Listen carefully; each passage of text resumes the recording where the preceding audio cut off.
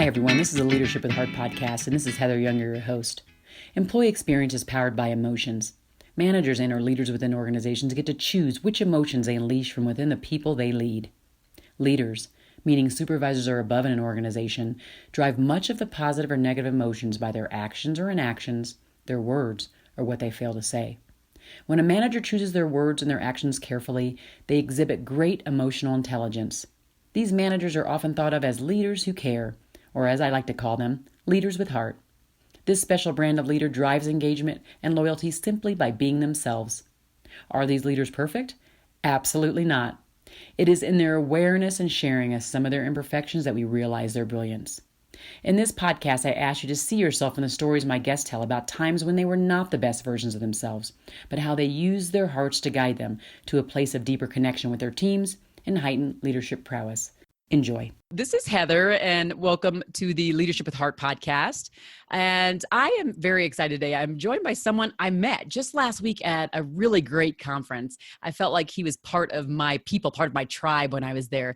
And so Nick Smarrelli is actually my guest today. He's an entrepreneur that's really done well to grow a business over several years. And when I met with him, what struck me the most is that he was really an enlightened leader, someone who, was interested in becoming better, knew a lot, was also just interested in learning a lot.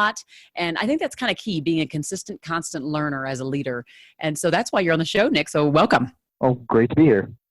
So where are you right now in your leadership journey? Well, I am the CEO of Gadellnet IT Consulting. We are about an 80-person IT company with an office in Indianapolis and a main headquarters in St. Louis. So I've actually been one of the owners of Gadellnet since 2010. I've been in the CEO seat for the last about 3 years or so. I came on board as the Chief Operating Officer, which is a highly grand title for a company of 4 at the time. So I've been kind of part of a really strong leadership team to kind of grow from 4 people to about that 80. And actually, technically, it's a bit more. We actually grew another company, spun it off, and they just closed an angel round. So a lot of those employees actually spun off of outside of Gadellnet. So we actually we've grown from about 4 to nearly 100 between those 2 organizations. Wow. What hits me about that is just meeting you. I just sense a lot of humility. It's so funny just how you were kind of self-deprecating and many times like, oh, wow, yeah. Oh, no, I have not, achieved these things. Again, that idea of constant learner, humility, which I think leaders with heart, it's one of the biggest things that leaders with heart have, is that idea that I'm not anything, so great to write home to mom about. I just, work hard and learn all the time and try to bring people along with me. That was my feeling. Absolutely. Yeah. And again, for me, I said there's one quality, as my father always said, is know what you don't know, and kind of creating an awareness of you aren't the smartest person in the room, and that's okay. And I think having this odd blend of confidence and humility is something that I'm always kind of struggling with. Is I recognize that there's so much more to learn. And every time I get a tiny bit too cocky, I go to a conference like you and I went to last week and think, man, I really run a great culture. And then all of a sudden I meet others who are running a far more superior culture with kind of better metrics and better accountability and better all these qualities I'm trying to instill in the Gadellnet organization. And once again, the humility returns, and it's an opportunity for me to learn. So anytime I kind of deviate away from that kind of happy balance of humility and confidence, I think the world always presents me with a more skilled leader or a higher performing company to kind of remind me that I do have so much to learn. That's a good one. One of the things that hit me too, I remember I had missed your talk, and I really intended to do it. And then you remember the timing was off, but I remember hearing people talk about the experience they had in your talk. And one of the things was, this one is not just talking about the fluff or just, culture in this big aggregate, fluffy, flowery way, but he's actually like giving us processes and systems that we can actually go use right now, to make changes. We can choose between them. And so I think that's kind of interesting because, just because I say it's leaders of the heart, it doesn't mean that leaders of heart are people who just are walking around like, Snow White, floaty, floaty, cloudy, cloudy. Ooh, whistling, right? It also means that, so you care about the people who are working for you, you try to help them grow, but at the same time, it comes down to what are the results? What is the process that's actually going to help me get there? And so we need those people inside this leaders with heart structure to drive organizations forward just as much as that kind of heart that comes from it too. So it kind of couples together with you, I think it was pretty cool. So it's just kind of cool to hear that feedback, just so you know, I got the feedback. Well, good. Well, again, you never know how the audience is going to react to some of the content. And I think being in a place where you do have those kind of heart-focused leaders, I did have to remind them about how important that was. And I think as a business leader, you can kind of align yourself to say, I want to have an amazing culture. But that is, step one of about 3,000. And I think what I tried kind of painting a picture in there is, I think acknowledging that you want to have a great culture is a really important first step. But that is meaningless. The amount of people that say I have a great culture is nauseating sometimes. But I think the biggest thing as leaders is, how do you operationalize that culture? How do you take vision and values and the way that you want people to act and create programs and processes? And you mentioned metrics. I think that's an important key too, is culture can have a metric. And I think that's important as well, is you can't just live on your fluffy cloud of unicorns and rainbows and assume that you have a great culture. It has to be very purposeful. It has to be very pragmatic, and you do need to scorecard yourself on a regular basis. So I think that's the less colorful side of culture, but I think it's an important part is kind of driving operations into culture versus assuming culture is kind of a standalone just mission. I love that. When I train, I'm DISC certified, emotional intelligence certified. And one of the things I do in that space, right? That space where people are trying to figure out what's my self-awareness? How am I with conflict? And there's all these kinds of conversations. And the DISC model, one of the things I always uncover is there are those folks who are kind of that, they are the CFO type or maybe a lawyer type, where they tend to be numbers, data, proof driven, and there are those who might be, again, more soft, maybe fluffy, the idea, this is like the stereotypes of all these people, right? But it's interesting because as I tell everybody in that training, we need everybody. We need all types. We need the ones that drive hard and don't take anybody, don't take anybody, they pretty much just run right through it, and they're not really stopping for anyone, right? And there are those who really just need to stop for a minute, just process, and then there are those who stop, but people really need data. They need the information. The only way they can make sense to them is for them to have the data. And then they have the folks that are like me, I'm going to be honest, that are very big people, and my gut is what drives me, and it tells me almost everything I need to know. But then I have to work with clients that think more like you, that process, right? So I have to come at them heavy with process, with data, with proof on what it is that we're hearing. So over time, I've kind of developed those skills. It wasn't my natural affinity to do so, but I naturally had to do that. And that's where that learning, desire to be better and learning is, where that came from, where it sparks from, I guess. So absolutely. So when I know that I ask a lot of people this question, and it's not always cut and dry, but when we think about, leading organizations, this idea of growth and the way you have grown it pretty quickly in the last several years, where do you get that desire to just go forward, to lead an organization, to grow an organization? Where does that desire come from? If it's not from one single place, is there a compilation of things that drives you to lead that way? Man, that's a tough question. And I think, again, I struggle with that as often again, we're a 6-time Inc. 5,000 winner, which I always joke impresses very few people other than probably my mother. But other than that, I mean, again, seeing some of that growth and that consistent growth, that comes at a cost. I think people assume, again, as an entrepreneur, that you're making tons of money, and there's even this kind of chastisement of the owner, and the owner's got all the money and the people don't. And I think people forget just kind of what that journey costs. It's an emotional cost, it's a financial cost, and I think kind of having that drive. And I think I'm glad you asked that question. Is kind of where does that drive come from? And I think for me, again, I think it came from probably my parents, which I know sounds like an insanely cliche answer, but I grew up in a world where hard work was kind of forced upon me. That this belief that the world is not going to give you everything was kind of ingrained into our soul, that you have to seek it out and find it. And I think this idea of, I want to create a space where people love to come to work. I want to create a space that I love to come to work selfishly. I want to help improve people, and I want to help kind of create this community where clients and our the community that we serve and these employees and our vision, all these kind of come hand in hand. And kind of doing that provides my motivation is now if we grow, I can help. At first I can create a culture with 4 people, and I can create a culture of 10, and now we're a culture of 80 to 100. That's 80 to 100 people that I get to affect every day at 9 hours a day. That's 720 hours of my effect, and a single person kind of creating this culture. So that drives me. And to kind of play off the last question around the metrics is kind of creating those metrics is fun because you get to see that progression.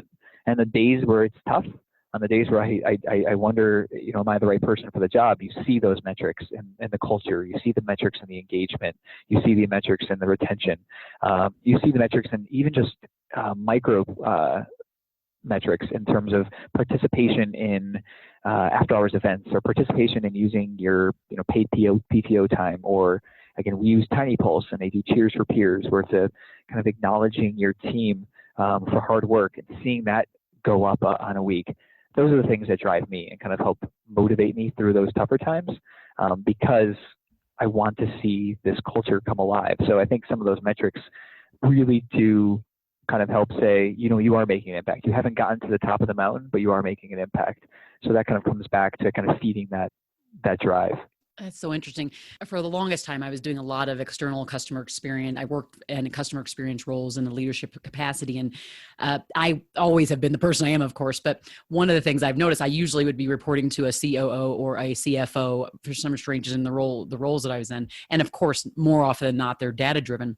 So I got to the point where I knew in order for me to persuade them, I had to obviously speak their language, and I had to come with data, come with facts, come with stats, and you're right. After a certain time, and even though it's not my preference, after a certain time, it was exciting to see, like, look, this number changed, like the customer satisfaction number or the whatever. This number really has gone up. The engagement number at events, those micro things you talked about.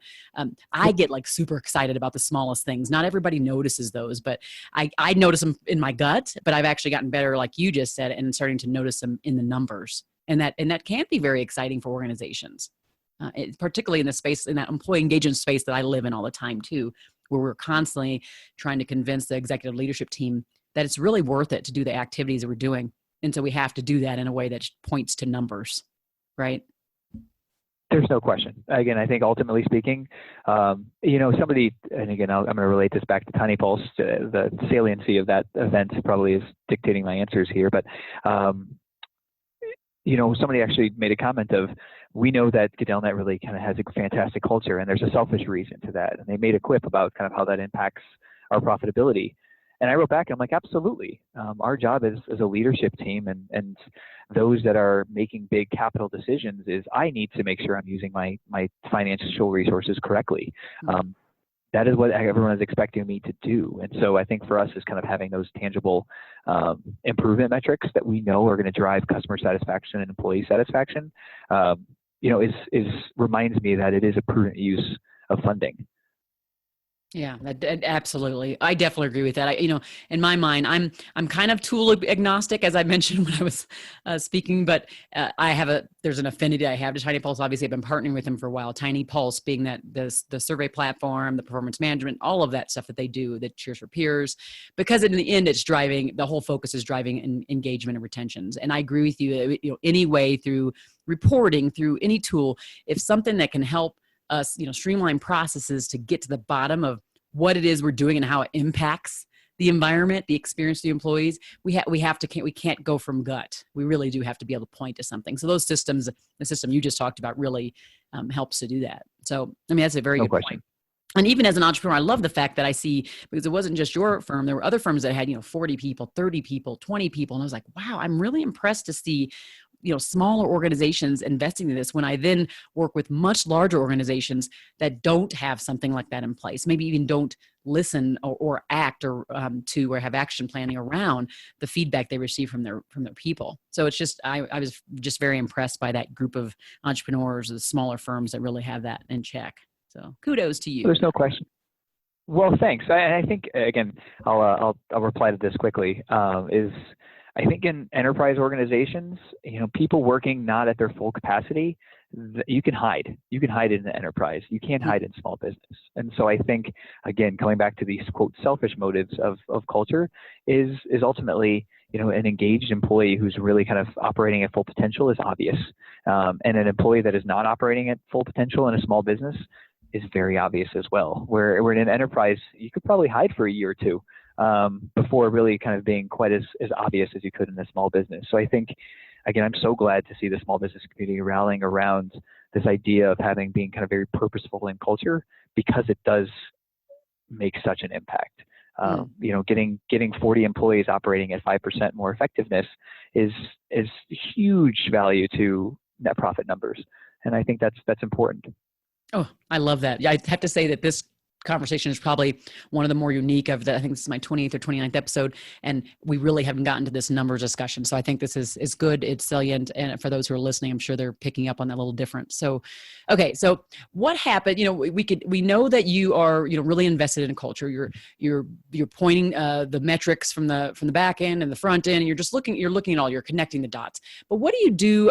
Is there ever a time when that you remember, and I mean, kind of a specific story here, where maybe you just weren't the best version of yourself in this leadership space, because I know that you have had some pretty quick growth relative, and then, had the spinoff. Were there times ever in that situation where you just weren't the best version of you? And then if so, what did you do to get out of that and come out of that? Yeah, I think for me, it happens, and it still happens, frankly. I mean, I think, go back to the humility part is, there's days.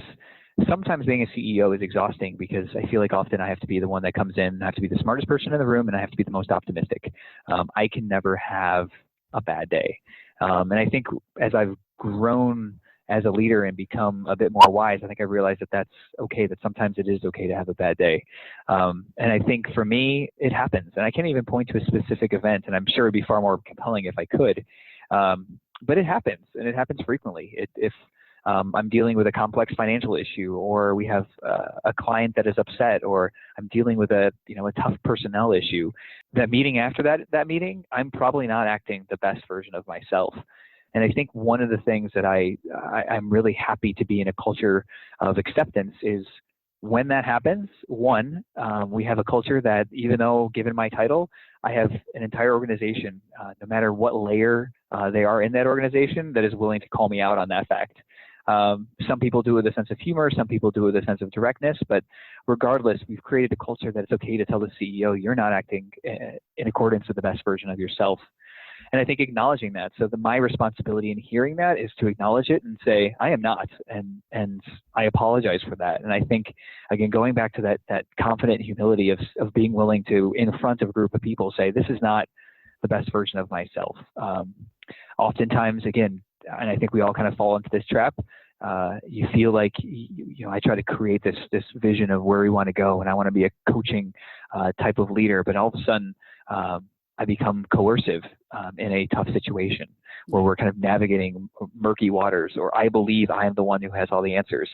And we've really kind of helped as a company put words to those moments, so that both myself and the company can name, you are acting very coercively right now, when in reality, a more authoritative leadership style probably would have been a bit better. And I think giving people the vocabulary to acknowledge bad, kind of poor behavior without saying, Nick, you are a terrible leader, I think kind of creates a good space. So I think I was a bit vague in answering a bit of that question, but I kind of want to say that there is no one moment, because I think it happens a lot. Again, I wish, and maybe 20 years from now it happens less, and I think that's good. Going back to those metrics, is number of times per week where I don't act in accordance with my best self. So with any luck, that number goes down year over year. But as it stands now, when it doesn't go well, I think we've got a good team that calls it out, or I can self-reflect and call myself out. And we've got vocabulary with which to acknowledge it and to improve, and to know that our job is to kind of help make everybody better. And I think that's, again, one of my favorite parts about the culture is this willingness to kind of accept you're not the best, and that's okay. Our job is to kind of help improve you as a person, not just as a specific leader. Interesting. So I'm going to go a little deeper on the two things that you brought up. One was this calling out concept. I'm sure the people that are listening would love to hear, a little bit more on the tactics of that. And then this idea of, self-reflection. So when people are invited on, they're invited on mostly because they're more emotionally intelligent. Are they perfect? Absolutely not. I'm not perfect. I teach on this stuff. I'm not perfect. This is the way it is. But we're all in this constant journey to improve, to get better, to be more aware. So this idea of self-reflectiveness is kind of key when it comes to emotional intelligence. I appreciate that you said that. But then I want to go a little deeper on this calling, people having the right vocabulary and the ability to call out. Has there ever been a time when someone has done that to you, and if they did, was it in public? Would you prefer it to be out, more like behind the scenes? And if they did it in public, just how did that go over? How do you put that in the culture where it's okay to call the CEO out? So again, we talk about it all the time. And again, I enforce it. So we do a quarterly state of the company. And in that, I kind of reinforce this concept. If you haven't told me I'm doing something wrong at least twice this year, you're probably not right for this company. And not that anyone's scorecarding the number of times you've told Nick that I'm doing something wrong. It sets the tone that that's okay.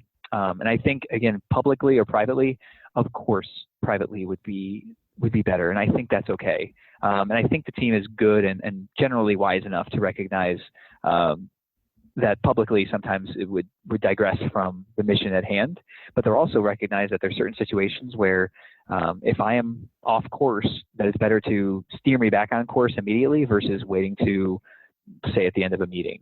So kind of creating the situation and kind of creating, again, I think smart enough people in the company to recognize when is the best time to do that.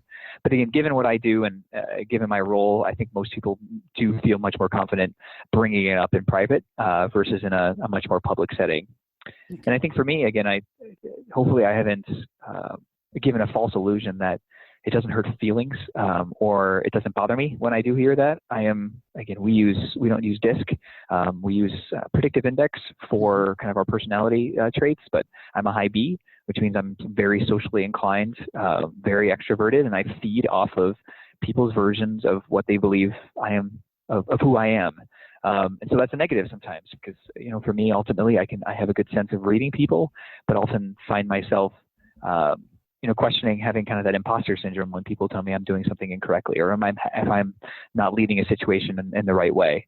So I think, again, I don't ever want to paint the false picture that it's always easy, but the more you hear it and the more the team acknowledges it and it gets built into the culture, I think it doesn't feel quite as awkward. And I think for me, is bringing it up as much as humanly possible. We bring it up in the interview process. Is how comfortable do you feel getting feedback? And we really talk about that even before they become part of the company. We have what we call a Blue Buddy program. And within that Blue Buddy program, we talk about elements of our culture, that being a huge part of that, this kind of accountability and the fact that you can reach out to any of the executive team and have frank conversations with them. And then I do one-on-ones with every new employee in the company and where I reinforce that topic. So I think, again, could we probably do better at communicating? I'm sure, but we really do a good job of making sure it's coming from all different avenues. And then again, we use Tiny Pulse, but there's other tools out there that kind of create a forum for, I don't feel comfortable telling the CEO he's doing something wrong. Give me another outlet to do that.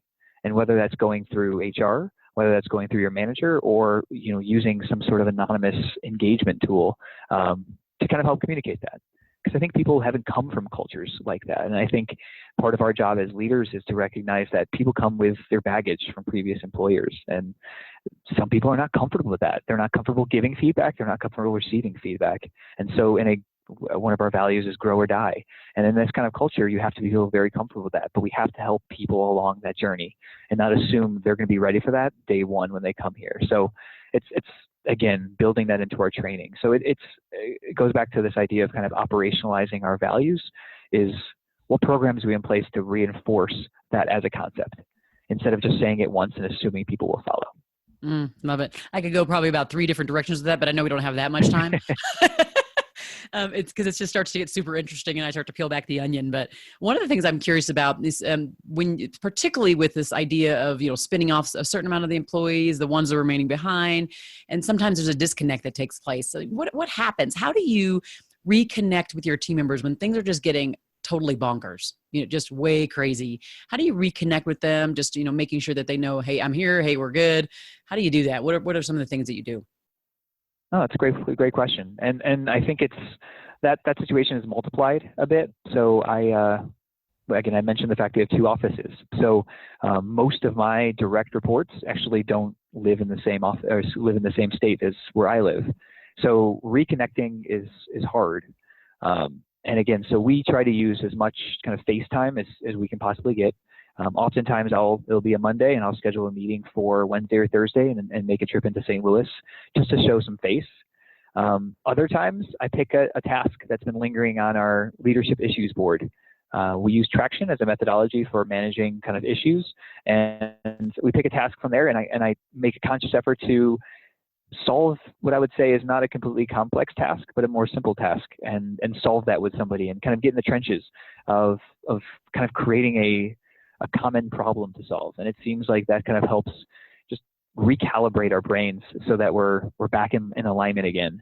Those are probably the two biggest ways that I've found to kind of improve that. And of course, to reinforce some of the concept before, is just merely acknowledging it, is acknowledging that I've missed the mark as a leader, and to hold me accountable for that in the future. So I think that just elicits a good conversation. And I think oftentimes a conversation reminds everybody that we're all humans. And I think that kind of helps create a better dialogue, and again, kind of helps reset the adrenaline. I could go off on some tracks on that. That's really good. I mean, I do believe in there's nothing more important, or nothing that can really replace that sensory experience. That flying in that you do is so darn critical. I know that that's hard to do, and again, the further away they get, the more difficult that is.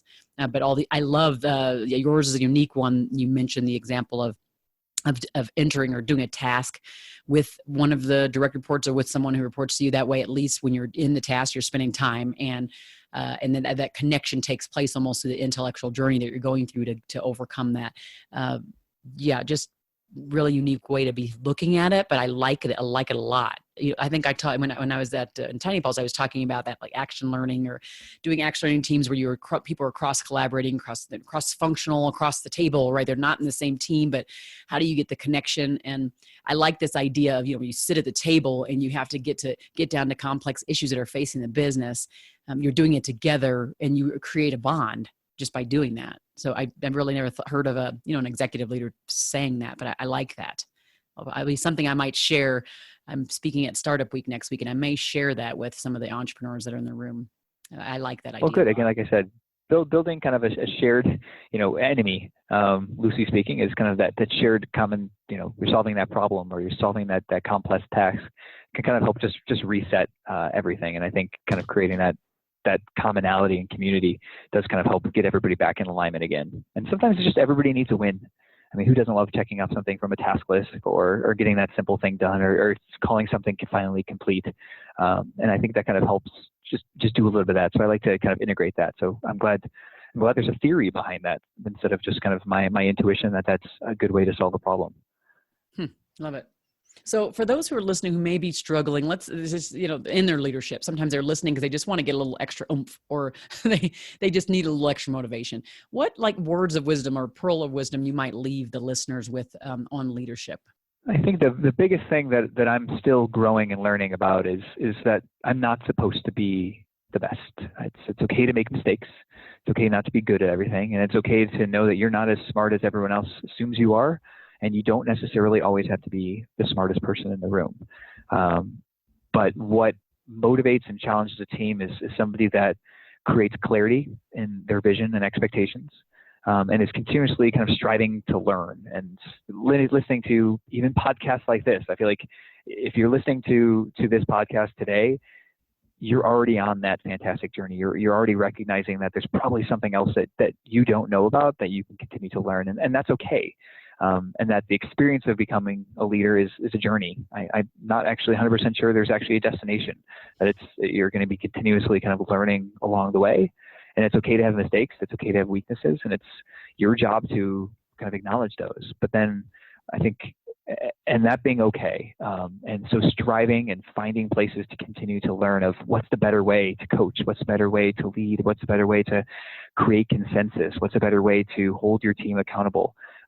seek out avenues. There's a lot of just smart people out there that can really kind of help fill gaps and kind of help you on that journey. And so I couldn't articulate more of that, of kind of seeing yourself, even if you're at the top of the organization, as being a part of a journey alongside your team. And I think once you acknowledge that, I think you become a better leader, you identify better places, and I think you'll accelerate that journey to being a true kind of heart-filled executive.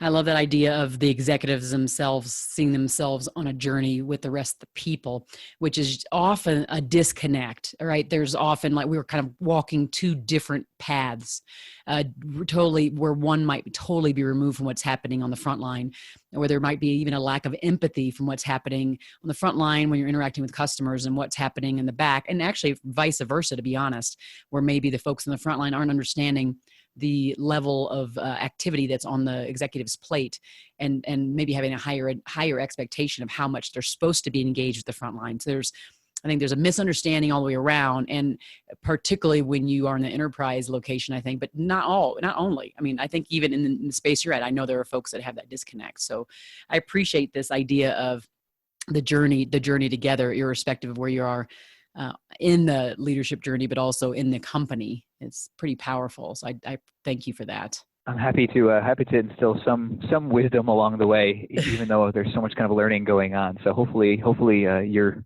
listeners were able to gather something from some of my experiences. Oh, I'm sure they were. So for those who want to get a hold of you, is there one way in particular they'd want to reach out to you if they needed to for any follow-up questions?